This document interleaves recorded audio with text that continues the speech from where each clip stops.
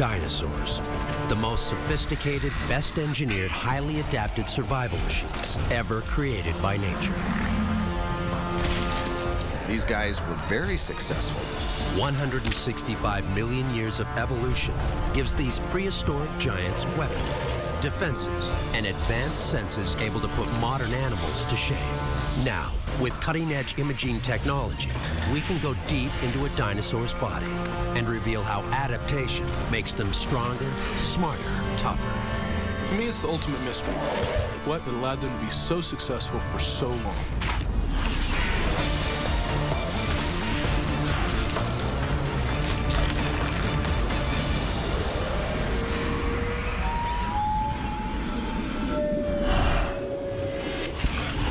Dinosaurs are the planet's ultimate living creatures. They survived for over 165 million years. The key to that success are bodies well designed on the outside and precision engineered on the inside. Their advanced physiology comes down to one thing: adaptation, the result of both natural and sexual selection. Over more than 10 million generations, these giants continually improve, creating one better dinosaur after another. Natural selection is eliminating those animals that are not smart enough to do the job they need to do, eliminating the clumsy, and favoring those that have the brain power to accomplish these complicated tasks. Evolution means some species thrive, while others are driven to extinction. And in animals with such dangerous armaments, competition for survival can be deadly. Late spring, the Cretaceous period.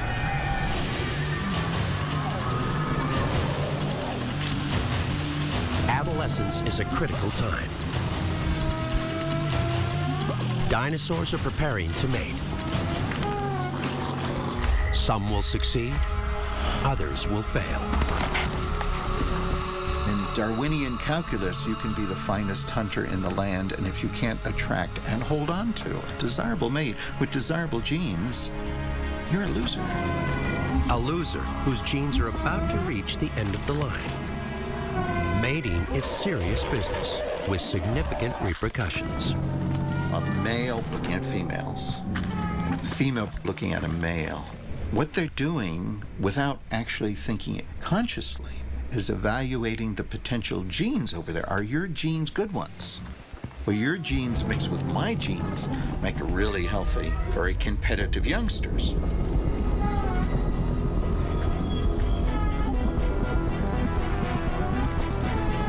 Clues that males are approaching sexual maturity abound. The crest on an adolescent Parasaurolophus is now fully developed. Triceratops' horns have grown from little stubs pointing backwards to lethal weapons pointing forward. And Tyrannosaurus Rex has staked claim to a territory of his own. Male soon-to-be adults fight for the chance to prove they've got the right stuff. Females choose carefully. Only the strongest, fittest, or smartest males will do. And when it comes to reproducing, something else is critical: timing. Most big predators today breed only during a short interval in the year. Actually, most animals today breed only in a short interval, a couple days or a week or two. The outstanding exception being that peculiar predatory species, Homo sapiens. For egg-laying animals, it's almost always in the late spring or summer. That way the eggs can be incubating during the summer, during the warmest part of the year, when the climate is the most amenable to the production of young. To know when to mate, dinosaurs react to the change of seasons. In the weeks leading up to the breeding season, there would be hormonal changes taking place in the body of the dinosaur that are triggered by passing time itself, by the length of the day, for example. As winter recedes, the days get longer. Sensors in the back of the eyes respond to changing light, transmitting crucial information to the brain. A signal triggers the pituitary gland to release the hormone gonadotropin. These chemicals prepare their bodies to produce eggs or sperm. Raging hormones also trigger dramatic changes in behavior. Very different changes in males and females. For the females, that means stockpiling resources to produce the offspring. For the males, that means figuring out how they're going to beat the other males at the game of reproduction itself.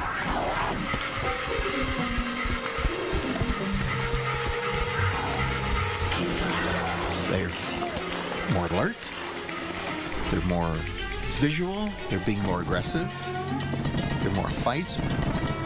We're getting a whole cascade of social complexity, which would be really fun to watch. With hormones racing through their veins, a carnivore's advanced killing tools become even more deadly. Between the ages of 15 and 18, the mortality rate for meat eaters like T-Rex increases fivefold. This is the age adolescent males begin to challenge older, more experienced males. Battles may start over a mate, but they can quickly devolve into a death match. There's going to be some threshold, some test that the male has to pass to get the privilege of mating with the female, get the privilege of reproducing. Fights break out over territory, bragging rights, and of course, to impress females. These clashes are shows of strength, meant to prove who has the best genes. Fortunately, most of the time, death to your opponent is not the goal. It's all about getting your genes into the next generation. Evolution tends to favor types of displays between members of the same species that are not necessarily lethal. That it becomes clear that the one who wins that match has something better than the other ones, a healthier pattern, a more vigorous display, hinting at a better internal condition, a more healthy condition. One of the things that seems to be true in the animal kingdom today is that when animals have extreme structures, they do use them as display boards, as advertising boards, especially during the breeding season. Weighing in at 6 tons, Triceratops are the street fighters of the Cretaceous. For this bruiser, the most powerful herbivore of all time, evolution means getting stronger, tougher, meaner. And those are exactly the traits females look for in males. Triceratops' bony frill forms a defensive shield. A strong one is a sign of strength and power, but maybe it advertises something else as well. The frill might have evolved as a defensive measure against predators. It might have evolved as a species recognition character. But there's no reason why it couldn't have been taken advantage of in the evolutionary process as a sexual billboard.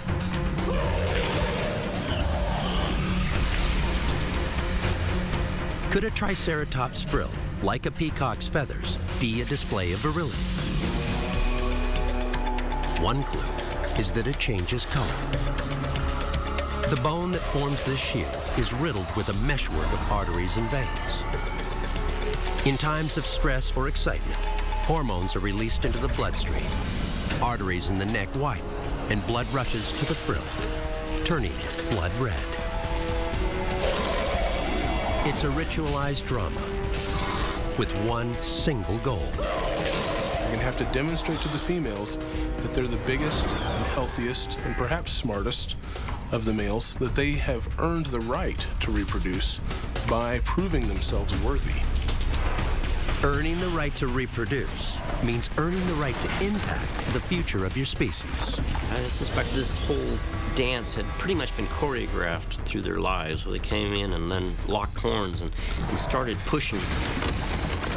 When bull meets bull, there could be potentially a long and prolonged fight, not just snorting, and they did snort, and pawing the ground. But thrusts and counter thrusts. Just kind of like an arm wrestle using their horns. For males, with horns 4 feet long, 6 tons of muscle, and a shield made of solid bone, competing for a mate is risky business.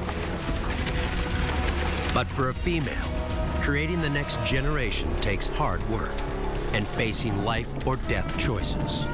Failure can mean bringing youngsters into a brutal world, a world where they simply don't stand a chance.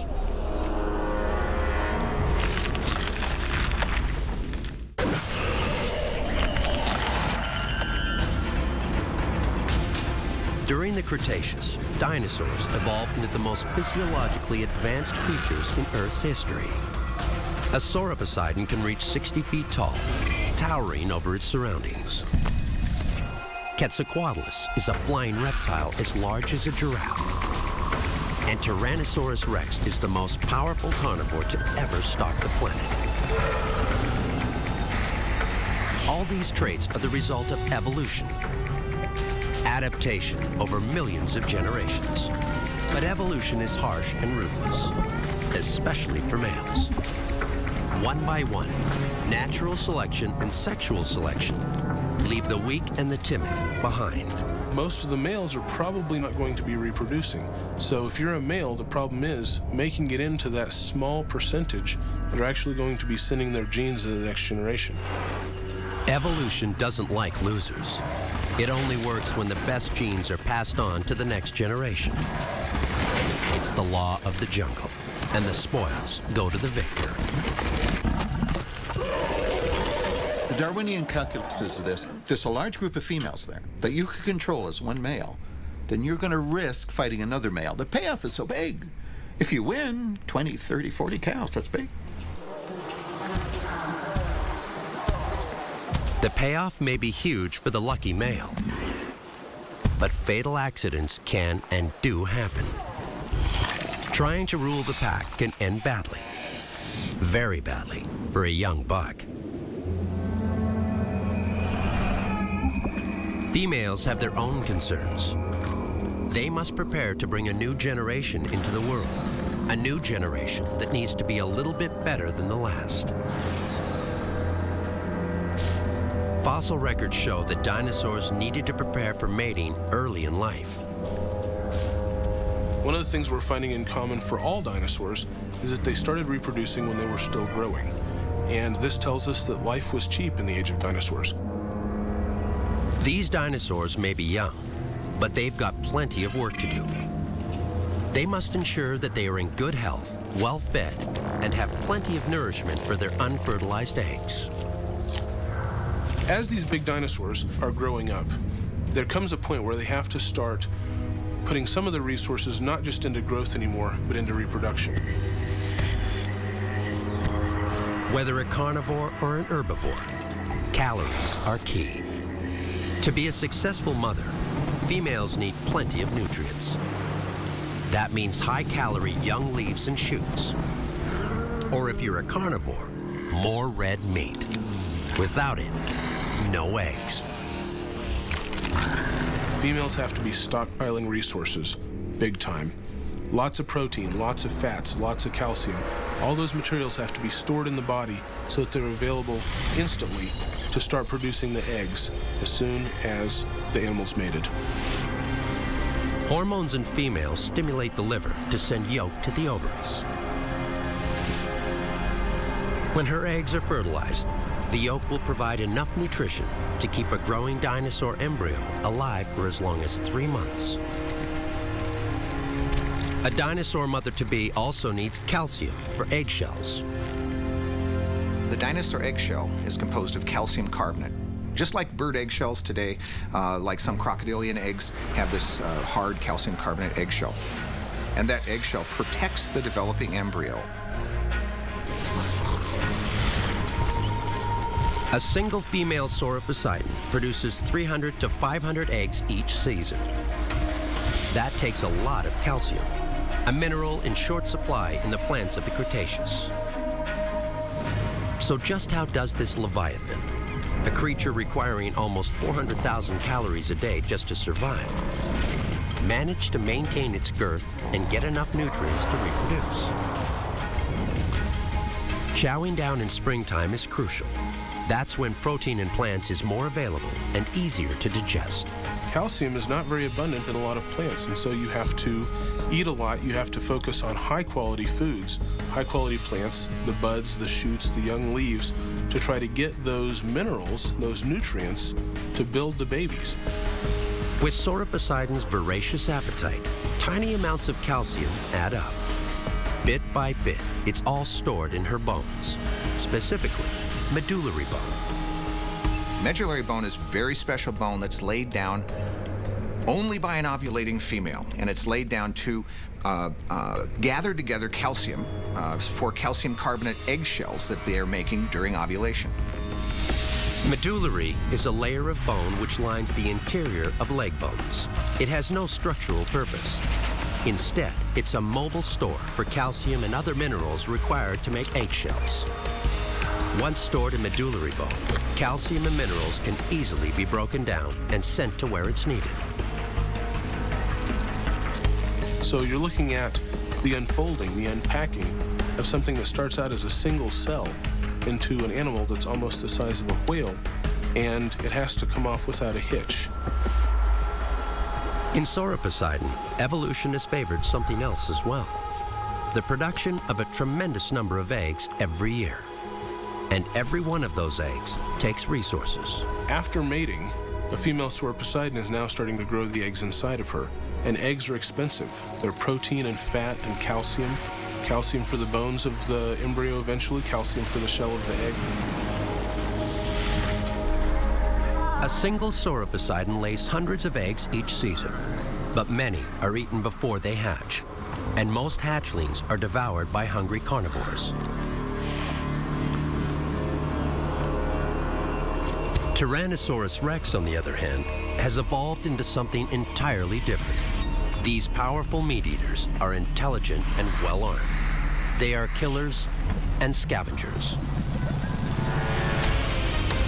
A female ready to pass on her genes is on the lookout for a male with huge jaws, a powerful grip, and a mouthful of steel-tough teeth.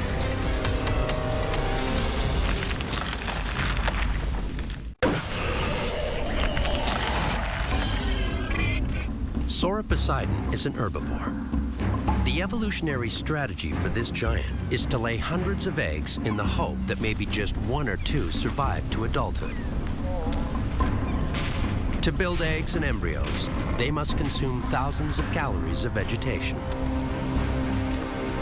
Tyrannosaurus rex is a carnivore. To produce eggs, it too needs nutrients, calcium and protein. But this female doesn't get calcium from munching on plants. She gets it by crunching bone. The bones of plant eaters. Tyrannosaur could process a lot more of its prey, be able to digest more. It could get the meat from the marrow, the nutrients from the marrow. It could even digest some of the bone itself. And there's proof that T-Rex got its calcium straight from the bones of herbivores. We have T-Rex turds, we have coprolites, fossilized feces from Tyrannosaurus, and it shows pulverized bits of plant-eating dinosaur bone in there. So it munched down and crunched the flesh and the organs and the bones and swallowed all of it. And the bones made it out in digested form out the other end of the T-Rex. A female Tyrannosaurus rex needs to store the calcium she's building up. And like a Sauroposeidon, she'll store that calcium in her medullary bone. Staying strong is imperative for a female preparing to mate, especially since compared to a male, she has far fewer chances to get reproduction right. Females are born with a set number of eggs within them, so that they have only a set number of, I'd call them tickets to eternity, where males produce these by the millions every day. They produce more sperm. Females only have these few eggs, and they have to invest their time, their resources within their bodies in the development of these eggs. Evolution, too, has prepared for this difference between males and females. One of the interesting things about dinosaurs in general, including T-Rex, is that if we look at their skeletons, we often see that there is one form that's bigger bone than the other. It turns out that those really big ones, those really massive ones, the most scary ones of all, were female. For a female T-Rex, finding just the right male to deliver strong offspring, to pass on that one trait that just might give her young the edge they need, is not easy. Tyrannosaurus rex live a solitary existence, and just a handful roam a huge territory. The larger the animal, the smaller the population that the surrounding territory and surrounding animals can support. So, actually coming into contact, males and females coming into contact, might be a rare occurrence. There's little direct competition between males. For T-Rex, it's more about protecting your territory from intruders and tracking every female in your range. I think the sense of smell would allow a male or to know of an ovulating female probably miles away. A Tyrannosaurus rex is one of the largest, most powerful predators to ever walk on two legs. But a male hoping to mate must be cautious and keep his distance until he's sure the time is right. The choreography of courtship in T-Rex would have been interesting to watch. Let's say this is a stranger male attempting to insinuate himself with a female. They're eyeing him with Darwinian calculus. Is this the type of male whose genes we want mixed with our genes to make the next generation? A T-Rex is not just huge and vicious, it's also smart. Courtship, no doubt, followed a strict set of rules. And the female has to perceive the right signals from the male. So they might, in time, over a span of several days, weeks, start looking for one another. Let's court, let's get together. I don't know, maybe dinner and a movie. For a male T-Rex, when it comes to impressing a female, there's another problem. The female T-Rex has much the same shape as the male, was 10, 20, 30% bigger, which means stronger, which means one-on-one, the female's going to win every time. A lone male trying to attract a female is definitely taking his chances. Correctly reading cues from the opposite sex may make the difference between life and death. Yeah, if we think about the males being, only 2/3 the weight of a female, the size of a female, if there's going to be any kind of an argument, the female's going to win. This size difference is true with most dinosaurs. But in the case of T-Rex, it's extreme. The risk would be if you really make her angry, she might eat you for lunch. Even for a male who's made it this far, about to be rewarded with his prize, this one final challenge can be deadly. Now he's in the danger zone. He's within the killing zone. If the females reject him there, they can bite his head off. And that's the end of him in terms of Darwinian calculus.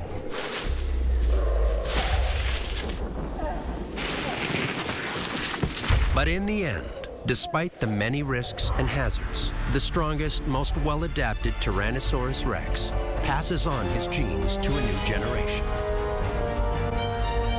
A generation that might just grow a little smarter, a bit stronger, and maybe even tougher than its parents. For males, only the strongest or smartest win the right to their prize, and only their traits will be passed on. Perhaps a longer horn, a stronger frill, a bigger slashing claw, better hearing, sight, or smell. The genes for less useful traits eventually reach the end of the line. Fossil evidence tells us much about how dinosaurs adapt, but reveals little about what courtship for these giants might have been like. If we imagine these big 3-4 ton tyrannosaurs doing these mating dances, it's kind of weird. But one thing we do know is that the dangers of mating are real. Fossil evidence points to serious or even fatal injuries. Tails crushed, ribs and vertebrae fractured, skulls bitten. Dinosaurs create the next generation at their own risk. If there's going to be an attempt at mating on the part of the male, it really has to be certain that the female is receptive. Because if she's not, she can say no in quite a dramatic and indeed a fatal way. There's a reason why evolution put females in charge. When it comes to reproduction, they do the real work. So they get to decide which traits survive and which ones simply die out. The females are really the vital link in the chain here. They're the ones that are building the babies. But a little bit of sperm goes a long way. So most of the males are probably not going to be reproducing. Like animals today, most male dinosaurs battle it out for the chance to reproduce. Females look for a male who can prove he's stronger, tougher, and maybe more clever than the competition. But sometimes evolution goes another direction and rewards highly unusual and very specialized traits. Physically, Parasaurolophus' horn is useless as a weapon. It's hollow and fragile and just 1/10 of an inch thick. But as a communication device, it's a remarkably effective form of defense, able to send out complex messages, warning of danger or distress. Over more than 1,000 generations, this crest grows longer, and the sounds it emits grow deeper, low frequencies, able to travel long distances. Highly developed communication skills become a significant evolutionary advantage, and soon enough, females only want to mate with the guy with a great set of pipes. It's a sound generating organ. It can't help but generate unusual sounds by blowing air through this tube. And because each species has its own distinct shape, each species would have its own distinct sound. But just how did evolution create this bony crest, able to produce sounds that can travel for miles? It's simple. They got bigger. On the outside, the tubes appear to be only about 3 feet long. But on the inside, chambers loop back and forth, creating as much as 8 feet of resonance or natural amplification. Parasaurolophus generates resonant frequencies as low as 50 hertz, a sound almost as deep as a foghorn. We can now actually model the kinds of sounds that that resonating chamber would make, and it turns out that they're deep sounds, low-frequency sound. Low-frequency sound waves can transmit for miles, even through dense forest. These calls warn of intruders, a significant defensive advantage.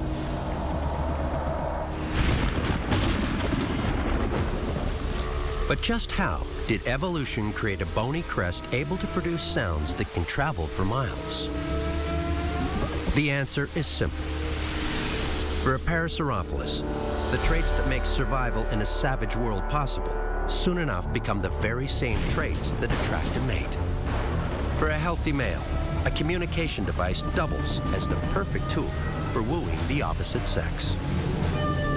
This trombone-like structure growing out of the back of the head was used for making dinosaur music during courtship. The males would be calling during the breeding season, attempting to influence multiple females. And the females are calling to challenge the males to prove themselves, because the fundamental fact of courtship is that males lie and females are skeptical. So the skeptical females force the male to go through more and more hoops and loops and hoots to persuade the female to mate. It's called sexual selection. And like natural selection, it means that females choose traits in males that make survival of their offspring more likely. Multiply those choices over thousands of generations, and suddenly, Deinonychus's slashing claw gets sharper, faster, and more lethal.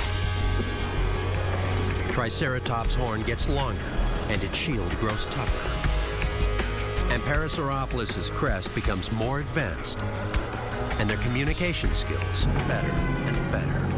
For Parasaurolophus, a female's concern during the breeding season would mostly be checking out the guys. That is, finding which ones seemed to be the healthiest and therefore were potentially the best fathers of the next generation. Evolution perfects not only Parasaurolophus' ability to make sounds, it also selects for genes that improve the ability to hear and interpret those sounds. Various male Parasaurolophus would presumably be making very loud, very raucous calls of a very particular sort. And the female Parasaurolophus would be judging the quality of that call, probably its sound, which may have represented how healthy the individual was, and its ability to be precise in terms of generating that sound, because it showed that was a creature with a healthy mind, with all the proper genes for a good Parasaurolophus. Males with the largest crests can produce the richest and lowest frequencies, sounds that can travel for miles.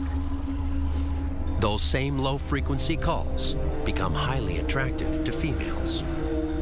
We would have different Parasaurolophus competing with each other with these sound calls, and the females probably calling on occasion to say, "Hey, baby, that sounds really good. You're the one for me." For Parasaurolophus, genetic modifications over time give them the tools both to pick up and emit low-frequency sounds. In fact, over time, they evolved the ability to send and receive extremely low-frequency vibrations called infrasound. Each species seems to have had its own note or series of notes. And you can have up to 5 different species of duckbill living in one place at one time. So in the breeding season, you'd hear 5 different orchestras, 5 different ranges of courtship note. And you'd feel them through your feet, too, as they go into those really deep notes. But Parasaurolophus is the exception, not the rule. For most females of the Cretaceous, finding a mate who's stronger, smarter, and packs more advanced killing tools than the next guy is crucial. But there's more. For a T-Rex male, surviving to adulthood most likely means he's had some good parenting himself. No doubt, he's also developed some strong hunting skills. And probably even learned to duck when Quetzalcoatlus swooped down and tried to steal him as a chick. In other words, you don't make it this far without some good genes to pass down. But evolution isn't just about mating. It's also about ensuring those valuable eggs actually hatch and grow up.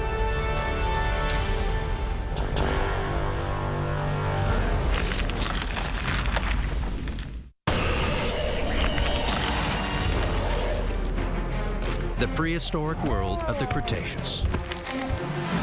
Here roam creatures from the outrageously large to the outlandishly terrifying and the incredibly bizarre. But every dinosaur, no matter how radical, is hatched from an egg. And like the well-engineered bodies they will eventually grow into, evolution has created some of the most advanced eggs history has ever seen. An egg is like a space capsule.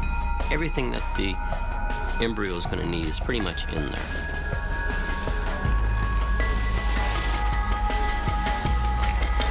And evolution took care of something else. The shell of a dinosaur egg is built like a motorcycle helmet, able to withstand a severe shock. And then, for even more protection, there's the albumen, or egg white. The egg white is kind of a gel and has multiple functions. One is to keep the embryo that's developing moist, but also acts as a shock absorber, because if the egg gets jarred, you don't want to kill the embryo that's developing by a sudden shock. A well-constructed egg makes it that much more likely that a hatchling will survive. And when that youngster grows up, it will pass on those very same genetic traits that saved it in the first weeks of life. Inside this tiny home, a single fertilized cell divides rapidly. These cells become a myriad of tissue types that will make up bones, skin, nerves, and organs. Dividing cells also form brains, senses, and weaponry needed to protect this dinosaur as it grows up. At this embryonic stage, tiny genetic differences, changes that might only affect 1 in a billion traits, make the difference between a hatchling that survives and one that's chomped, stepped on, or even starves to death. To be able to actually see a baby T-Rex hatching would be something akin to the excitement you would get by going into space, you know. So, I mean, I probably would give maybe just a little more money to go into space than I would to see a T-Rex hatching, but not much more. The age of dinosaurs is an era of sophisticated biodiversity. Diversity that proves one thing. Evolution creates not just one, but many strategies for survival. Yet for one creature, that strategy seems almost cruel. Over her lifetime, a female Sauroposeidon produces thousands of eggs, yet only 2 or 3 survive to adulthood. So what that tells us is that many, almost all of the offspring are being killed and eaten by predators. Losing virtually all of your offspring to carnivores sounds like an evolutionary nightmare. But in fact, it's just the opposite. That one survivor, that 1 in 3,000, may just possess the single trait, giving it the ability to make a quick escape as its siblings are eaten. Or it might inherit a genetic combination that allows it to grow stronger, bigger, and maybe even just a tiny bit faster. The sauropods are probably digging these nests, probably kicking out a little hole with the hind foot, squatting down, depositing a few eggs, maybe 5 or 6, maybe a dozen, covering them up, and then just walking away, forgetting about them. For months, Sauroposeidon eggs are left unguarded, warmed and protected by nothing more than dirt and rotting vegetation. The nests become killing fields. So I'm sure that many sauropod nests were found and destroyed by predators before the babies could even hatch. Yet with so much stacked against them, Sauroposeidon thrived for 15 million years. They're an evolutionary success story. But some scientists believe they could have achieved even more.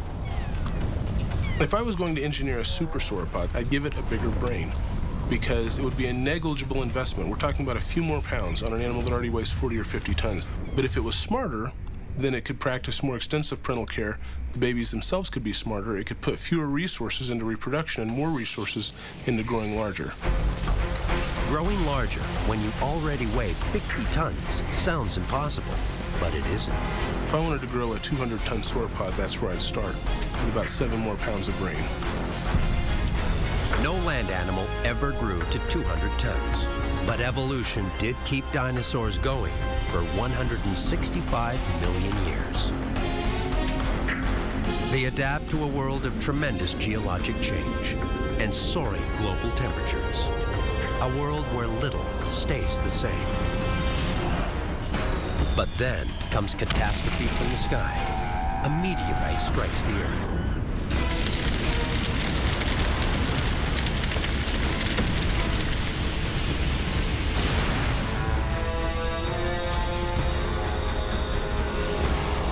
After the great dinosaur die-off, these huge and magnificent creatures seemingly cease to exist.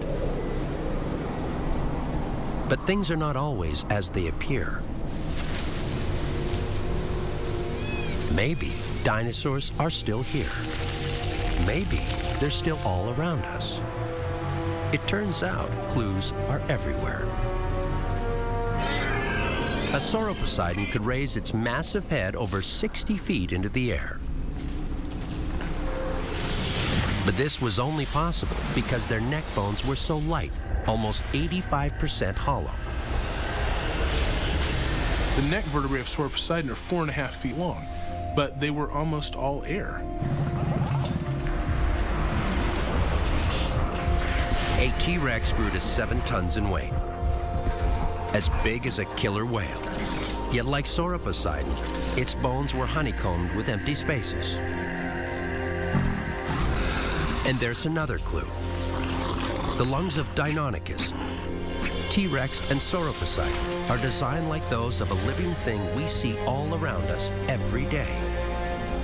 We look at the respiratory system, it's not like those of mammals at all. It's like something much smaller, much more delicate, like birds. Graceful, soaring on the breeze. One of the best adapted and most common creatures to inhabit the Earth.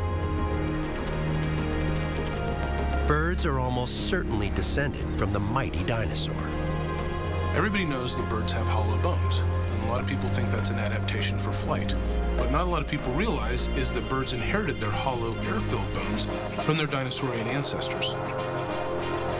All around the world, birds, like dinosaurs, fill just about every niche in every environment, from the rainforest to the mountains to the seacoast.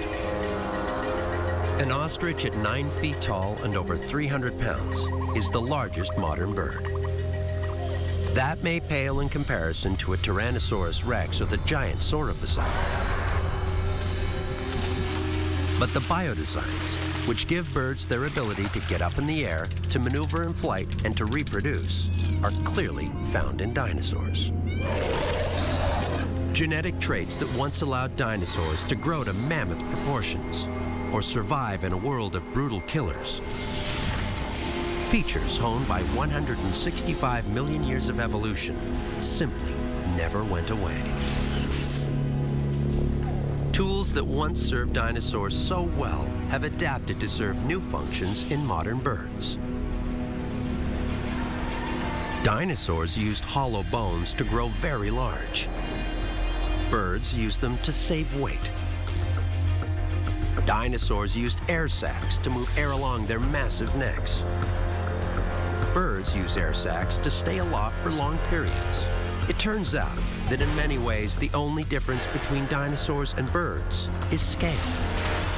And there's even evidence that many terrestrial dinosaurs nearly had what it takes to fly.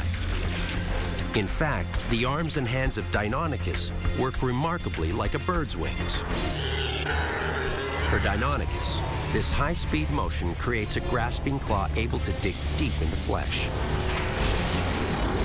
In a bird, this same bone allows its wings to flap at those same high speeds, the key to flight. Deinonychus arms were very specialized, much like modern birds. In fact, like a modern bird, they have the ability to fold their arms, or their wings, if you will, to the side. This is the same folding ability that allows birds to fly today. The wings of a bird in flight are a living example of Deinonychus's claw in action. Look at a bird out in nature as it's moving its wings back and forth. The pattern of the joints and the angle of the joints in the wings of birds closely match the pattern we see in Deinonychus. And there's one final clue. A clue that all but definitively connects birds and dinosaurs. And it's something you'd least expect. Something scientists call the furcula. We call it a wishbone. Wishbones today only exist in birds, yet virtually every one of the most ferocious carnivorous dinosaurs had one. In the end, the evidence points to one single conclusion. The mighty T-Rex, the wily Deinonychus, the graceful Quetzalcoatlus, the giant Sauropusite, all were just supersized birds. So next time you sit down, ready to carve that Thanksgiving turkey, just imagine what that bird's great-great-great-great-grandparents could do to you.